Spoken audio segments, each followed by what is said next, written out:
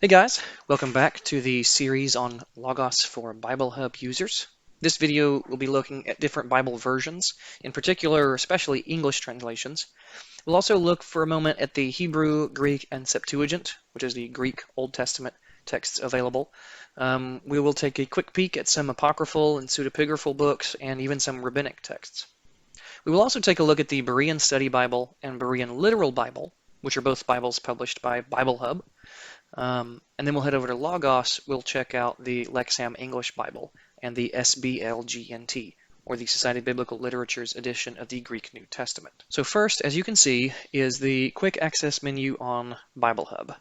Right. So from left to right, we have NIV, NLT, ESV, BSB, which is the Berean Study Bible. Again, we'll circle back to that in a minute. The King James, the New King James, New American Standard, which specifically is the New American Standard 2020, if you click here. The Nasb 1995 edition is still accessible from the drop-down or version chooser. Then we have the Amplified Bible, we have the CSB or the Christian Standard Bible, which originally was the Holman Christian Standard until they updated it and dropped the H. We have the CEV, which is Contemporary English Version, the Good News Translation, the Aramaic Bible Translated. We'll have to explain a little bit more of that. And so on, all the way down through God's Word Translation, the ISR 1998 version of, quote, the Scriptures, again, the International Standard Version, the King James Purple Letter Edition, which essentially just highlights any divine title or name in purple, the New English Translation, which is a decent translation in my opinion, but the big thing on the net are the notes. The notes in this translation are amazing. The New Heart English Bible, the Orthodox Jewish Bible, the World English Bible, the Webster's Bible Translation, the Wycliffe Bible, Young's Literal, the JPS Tanakh, at least the 1917 version, not the later revision, and once again the King James Purple Letter Edition. I don't know why it's in the list twice, but it is. I assume maybe it's a typo in the code somewhere. They really should remove that and put a different version on there, but that's what it is. Now, beyond these, we can also drop down the version list and see an even fuller list. So if we go to over here, especially in the version chooser, and we get this, we can scroll through and see some that weren't over there. For example, Brenton's, that's a old, I think it's 19th century translation of the Septuagint from Greek into English. We have the Geneva Bible. We have the Lamsa Bible. Again, this is a translation of the Syriac Peshitta. We have 3 different versions of the New American Standard, and this is why you have to be careful, because the 2020, as you can see in the bottom left of my screen, is NASB _. The 95 is just NASB, and the 77 is NASB 77. So just be mindful of which one it is that you're viewing if you're using those. We also have the Weymouth and a few others, the Peshitta Holy Bible Translated and so on, that were not listed on the quick access menu. What you won't find here, and this will be of particular interest mostly to those who find themselves within Messianic Judaism, such as myself, you won't find David Stern's Jewish New Testament or his fuller, complete Jewish Bible. You also will not find the Tree of Life version, which is my personal preference for reading and using and writing teachings. You also won't find the MEV, the NCV, the TNIV, or the NIRV, or a whole slew of others. While Bible Hub definitely has you covered on the top translations and public domain versions, it doesn't often add any new ones. One thing I find odd is that they have incorporated the ISR 1998 edition, common in Hebrew roots groups, but that's a story for another time. Let me just say I'm really not a fan. Now, I mentioned this a few moments ago, but Bible Hub actually has their own translation, right? And they technically have 3, but really you're only going to see 2, the Berean Literal Bible and the Berean Study Bible. Now, it's worth noting that the Berean Literal Bible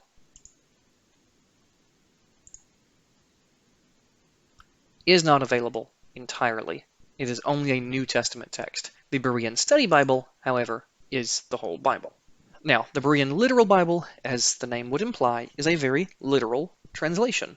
It gets pretty rigid at times. I used to prefer this, but the more time I've spent in the original languages, the more I've studied and learned. I personally don't often prefer such a rigid, literal translation. I like the phrase that it's better to have a literate translation than a literal translation. But again, that gets into translation philosophy. The Berean Study Bible, on the other hand, is a slightly more dynamic translation, having some of those rigid passages smoothed out a bit. Both versions include ample notes, albeit the Berean Literal Bible seems to primarily include notes of cross-reference and manuscript variants, and is less centered on adding anything else. Now, Bible Hub also includes multiple original language texts, as well as some translations that you may find useful. As I mentioned in a prior video, Bible Hub uses the Westminster Leningrad Codex for its Hebrew text. Right here. This WLC is the Westminster Leningrad Codex, also known as Codex Leningradensis. This is the most common and well-preserved Hebrew Masoretic text out there that is also the oldest. This is kind of the basis for all Old Testament Hebrew texts. They also include a form of it in Paleo-Hebrew, if we go back down here, which seems rather odd to me. I do not have the font downloaded, so it won't show, but if I did, it would show this in a Paleo-Hebrew font. There's also an unpointed Aleppo Codex, that's actually what this is, if you're interested in those variants and such. But there are no Nikudot, right? I say unpointed, I mean there's no Nikudot. You don't have these dots and dashes. These are the vowel marks on Hebrew text, right? They're not there. For the Greek New Testament, and we can hop over to John 1:1 here to see that, you have quite a few more options, though none of them are particularly great, in my opinion. You'll find the 1904 Nestle text, which is most likely the second edition. It could be the first of the Nestle Greek New Testament. It eventually would become the NA or the Nestle Aland a couple decades later. Today, this is the 28th edition. You'll see NA 27 here as a reference to the variants for the Westcott and Hort. That's actually from the, I believe it was early 90s. There's also, as I said, the Westcott and Hort text of 1881, and then this text, which is the Westcott and Hort, but they put in brackets the NA 27 variants. Then we have the RP Byzantine Majority Text. That's the Robinson-Pierpont Byzantine Majority Text. Now, one thing to note really quick, these top three are all Alexandrian text types. These are all going to be representative of the critical text, the older Greek texts. The next ones that we come to, the Byzantine Majority Text, the Greek Orthodox Church text, and the Tischendorf 8th edition. To some degree, the Tischendorf 8th edition. But largely, these two are going to be representative of the majority text. Again, not really going to get into the differences there, just pointing it out. Lastly, we have two different versions of the TR, or the Textus Receptus. We have the 1894 from FHA Scrivener, and then we have the 1550 Stephanus Textus Receptus. I consider these the least useful of all, but if you're working in textual criticism, it's interesting to note. I do love the topic of textual criticism, unless, of course, you're a King James Version onlyist, in which case the Textus Receptus is the only true Greek text, because reasons and such. So, anyway, on to other things. Now, there are also some original language translations, and by that I mean like a Hebrew New Testament or a Greek Old Testament. The most useful of these by far is the Apostolic Bible Polyglot. So if we go to our version chooser and we scroll down, we will find under Greek the Apostolic Bible Polyglot. Now here we have essentially an interlinear Bible going through all of John 1. The interesting thing about the Apostolic Bible Polyglot, however, is I can go to Genesis 2 and do it as well, and you'll see here the Septuagint text. This is the Greek Old Testament text of Genesis 2. Now this is an interlinear Greek Bible. It includes, again, the Old Testament and New Testament. It's really cool. It's a great way to dig into the Old Testament background of the New Testament. The downside is, since Bible Hub's Greek resources are keyed specifically for the Greek New Testament, right? They're New Testament words. Any words that are in the LXX or the Septuagint that are not in the New Testament, you most often won't have a definition for. Next, we have the Orthodox Jewish Hebrew Bible, and to get to that, we can go down to the New Testament. Say, again, John 1:1. And if we click here, we actually see a modern Hebrew New Testament. I'm not aware of the background of this translation. I only know that it's related to the Orthodox Jewish Bible here, but this is an English translation. I know it incorporates some Yiddish and Hasidic phrasing. The point is to make the New Testament seem not just Jewish, which it is, of course, by definition, but more modern Ashkenazi Orthodox Jewish. Personally, I would have much preferred if they had just imported Delitzsch's Hebrew New Testament, but I digress. At any rate, you may find it useful, and it is there. Lastly, there are a couple translations of the Syriac Peshitta. This is the Syriac translation of the New Testament, and there's also the Lamsa translation of the entire Peshitta, which means Old Testament and New Testament both. Additionally, there is an interlinear Peshitta New Testament, but it's only available in this really awkward PDF format. So for you power users out there, you may enjoy it, but I found it a little difficult to use. So if we scroll down again from our resource, our version chooser, right, our resource panel, we can go to Aramaic New Testament Interlinear. And here, again, we get this odd kind of PDF interlinear. We can go back to where we were. We can say Lamsa Bible. And again, this is a whole Bible translation of the entire Syriac Peshitta. We can go back again, back to Aramaic New Testament Peshitta. This will actually give us the Syriac text, again, at least of the New Testament. So there are some of those tools in there. If you're interested in the Syriac, if you're capable of working with it, maybe you want to highlight a textual variant or something, it is available for that. The last things to look at here are the Apocrypha, Pseudopigrapha, and Rabbinic works. The former we will dive into in a second. So Bible Hub itself doesn't actually host the Apocrypha. It's found on a similarly skinned and linked partner site, apocrypha.org.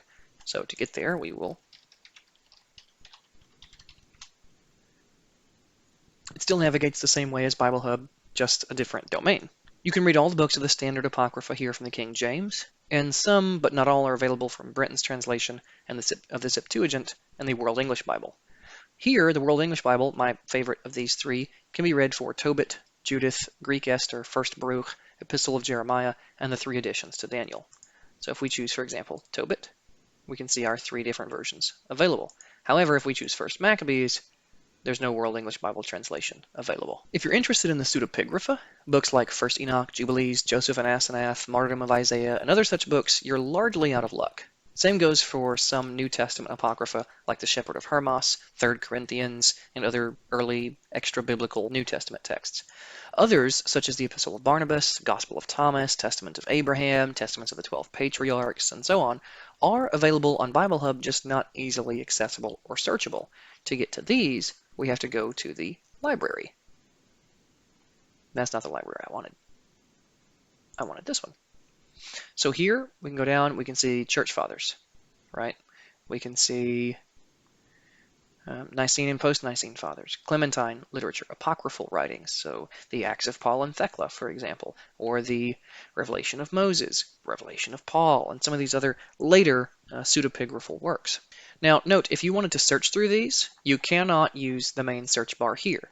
This will take you back to the normal Bible Hub search. If you want to search, you have to do it in this search box. This is the only way to search for apocryphal or pseudepigraphal or patristic works. Note that most of the books, and especially the translations available, are older translations.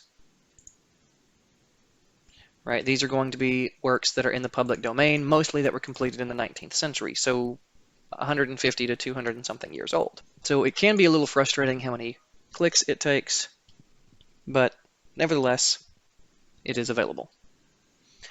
Lastly, we come to Rabbinic Texts, and the answer is even worse. There aren't any. So you won't find the Mishnah, you won't find the Midrash, the Tosefta, the Zohar, or any such writings on Bible Hub. Once again, that's not necessarily a bad thing. We can't fault them, as they never intended the site to host those resources anyway. It's just that if you're like me, with an undying thirst for intertextuality and finding cross-references across all kinds of biblical and extra-biblical sources, you may be kind of bummed out by this. But it is what it is. Now, so we sort of already looked at this before, but we have the Parallel Bible tool. In short, let's look at that real quick. Here you can compare various translations at a glance. Right? Here's how these different versions render Genesis 1:1. To get to the next or previous verses, you can select them. You can simply click Next, or of course you can always drop down here, or click this Next button. And again, it's pretty simple. That's really all there is to it in this video. So that wraps up our portion of Bible Hub. Now let's get ready to dive into Logos once again. Okay, so we've got Logos open here. And once again, we're on the home screen, right? That's kind of where we started each time. So just really quick, it would take pretty much all day to go through every version that's on Logos. It's almost shorter to talk about which ones are not here. So I think that'll actually be more effective. I can show you here if we just go to resource type of Bible. I have a lot of Dead Sea Scrolls, a lot of New Testament manuscripts. I have Latin versions. I have some that are individual books, right? So the Book of Enoch and so on.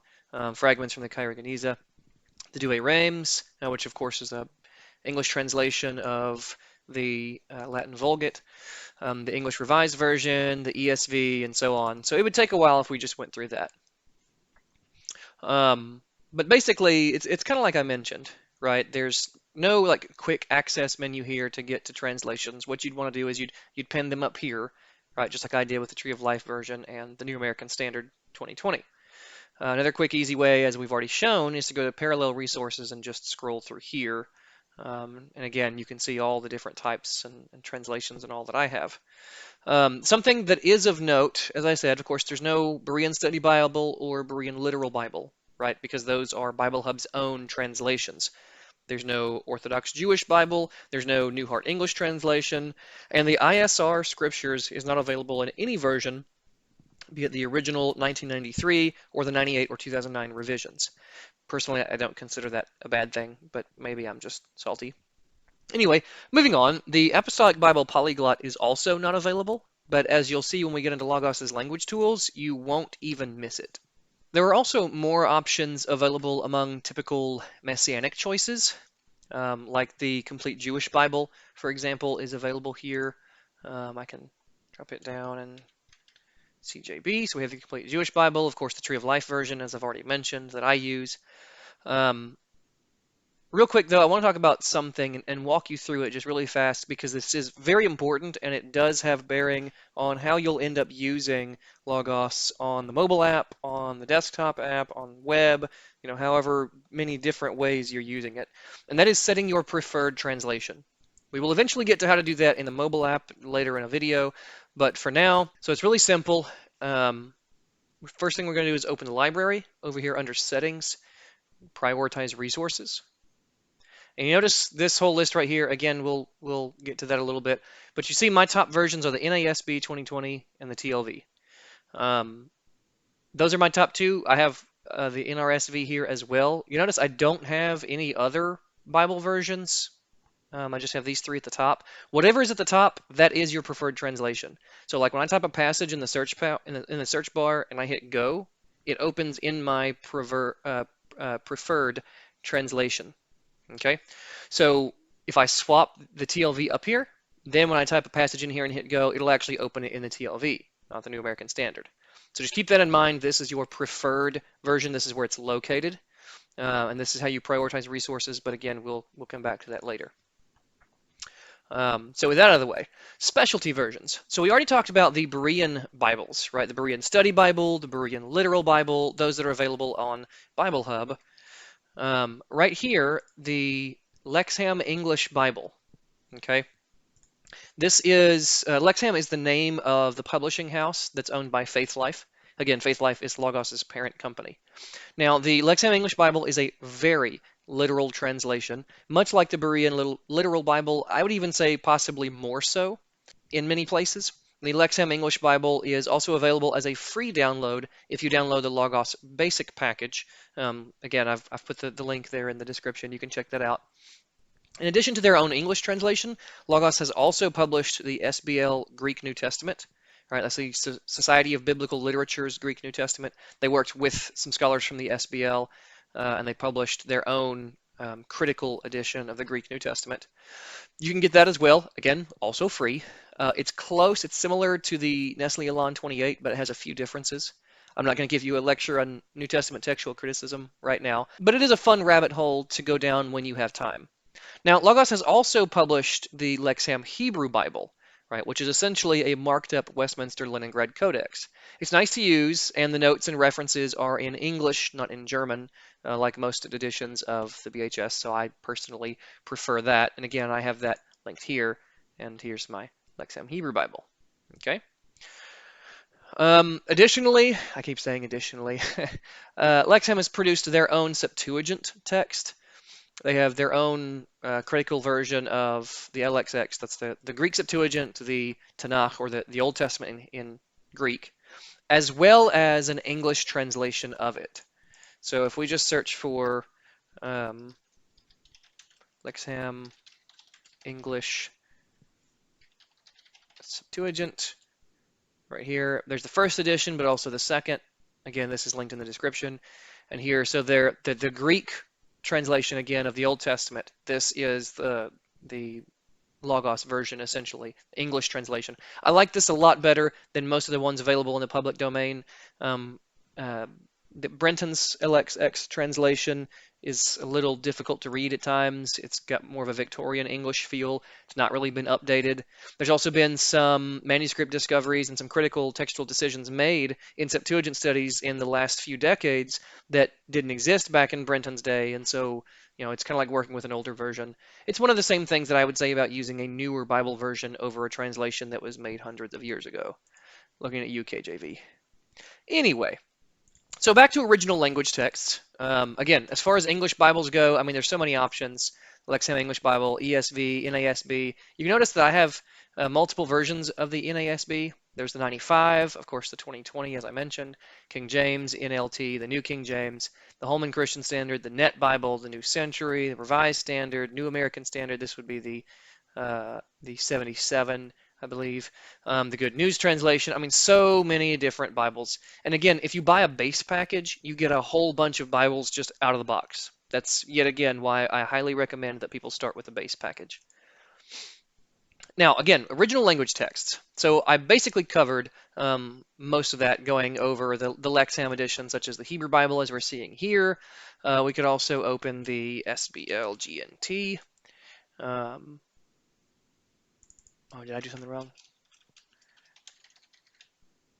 Sbl Greek New Testament. So again, these are kind of the critical versions. You can still use BHS, right? The Biblia Hebraica Stuttgartensia is still available, so I can still open that. See, we get it right here. It is still useful, right? I mean, some people prefer it over the Lexham Hebrew Bible. Me personally, I have a bit of a, I don't know, love-hate relationship with it at times. But again, it is tagged. You can, of course, see some of the footnotes and such that'll come up, and so on. So the BHS is on here. Parts of the BHQ, if you're up to date with your Hebrew texts, the BHQ would be the Biblia Hebraica Quenta, right? Again, it's the next iteration of the critical Hebrew Bible. At some point in the future, they're actually going to finish it and publish the entire Tanakh, all the books of the Old Testament. It's still not done. Some of them are available on Logos, again, some of them individually or as part of packages. The Greek critical texts that are available on Logos are much more up to date. So right here, I'm looking at the UBS 5. That's the most recent Greek New Testament edition from the United Bible Society. Again, if you compared this with what was available on Bible Hub, we're really just looking at the 1904. That's like the first or second edition of the what would become the Nestle Aland text. Whereas in Logos, we have the NA28. So we have the 28th edition. There's a whole bunch more critical texts available. Similarly, you can get the same ones that you wanted, right? If you wanted the Tischendorf 8th edition Greek text, it's also available on here. The Robinson-Pierpont majority text, along with the Hodges and Farstad. The Textus Receptus does have the Scrivener and Stephanus versions. Just like Bible Hub, it also has the Elsevier Textus Receptus. So basically all the texts, the Greek texts or Hebrew texts that you would want on Bible Hub are still available in Logos. When it comes to Septuagint, as already mentioned, my favorite is the Lexham Septuagint and the Lexham English Septuagint, their translation of it. Brenton's is available. Some additional LXX manuscripts and variants are also available. There are some texts that are related to the Dead Sea Scrolls, which are absent from Bible Hub, of course. Many are available in Logos. So, for example, if I just typed DSS, I get a whole bunch of different texts, and let's say that I just want to look at 2Q1 Genesis. This is the transcript of what that text has, right? So I got all those as part of a package. I didn't buy each individual Dead Sea Scroll manuscript. That'd be kind of crazy. But those are available as well, which again, if you're interested in original language study and intertextual studies, it's really cool to have access to that. There are also New Testament fragments as well, the same way, just like the Dead Sea Scroll one here. For the Peshitta, right, which is the Syriac Bible. Go ahead and type that in. So we have the Leiden Peshitta. Right here you can see, if you can read Syriac, you can change your Syriac font, which we'll get to in the program settings. You can change it. I find this one personally easier to read. I know it's not classical, traditional Syriac script, so I'm sure I'll lose points for that, but I'm still a major novice when it comes to Syriac, so there's that. Right here we have some edits to James Murdoch's translation. This is of the New Testament specifically. As far as I can find, there is no full translation into English of the entire Peshitta Old Testament available yet. But with more people diving into Syriac studies, I would expect that we will probably see an update, probably see that, maybe the Lexham Bible, if they can secure rights to it or what have you. For the Hebrew New Testament, so because we looked at that in Bible Hub, so we can look for Hebrew New Testament, we have this, the Hebrew New Testament, right? Published by the Bible Society in Israel. It's a more scholarly option for those that want to read the New Testament in modern Hebrew. However, that is sort of the caveat, right? It's not actually written in biblical Hebrew. So if you're a very capable Hebrew student, no doubt you can still work your way around this. You'll be fine. Still, I have the same complaint. I wish it was the Delitzsch Hebrew New Testament because it's my personal favorite, just because it was translated with a vocabulary that was restricted to only biblical and Mishnaic Hebrew, not reaching into medieval, not reaching into modern, but I digress. We also have, so if I look for Aramaic Bible, there's this, and I got it as a whole set. I'm pretty sure you can buy individual volumes, but basically it's all the different targums of everything that we have that really we know of for the entire Tanakh. Or they call it the Aramaic Bible. So volume 1 is Targum Neophiti. And if we scroll down, let's see, where is it?